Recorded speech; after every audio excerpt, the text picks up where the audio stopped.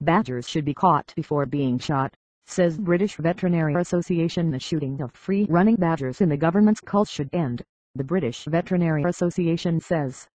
However, the BVA says the 4-year pilot culls in Gloucestershire and Somerset should continue, with badgers instead trapped in cages and then shot.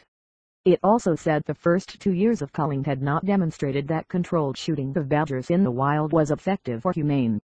The government says the cull helps tackle tuberculosis in cattle. But anti-cull campaigners say it is cruel and ineffective and want other measures to be used, such as vaccinations for badgers and livestock.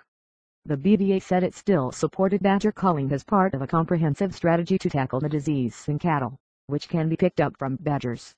It also supports a rollout of culling to new areas, but said the cull should only use the option of cage trapping followed by shooting. Badger traps. BVA President John Blackwell said, BVA's support for badger culling as part of the bovine TB eradication strategy has always been predicated on it being delivered humanely, effectively and safely.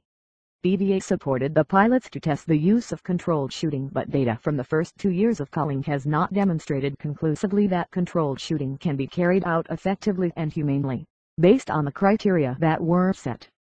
However, BVA remains convinced that if we are to tackle this disease, then we need to control the infection in the wildlife population, and badger culling must form part of the comprehensive strategy for tackling bovine TB.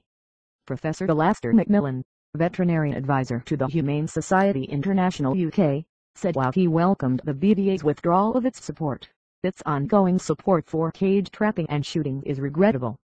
NCUK's chief executive Claire Bass said,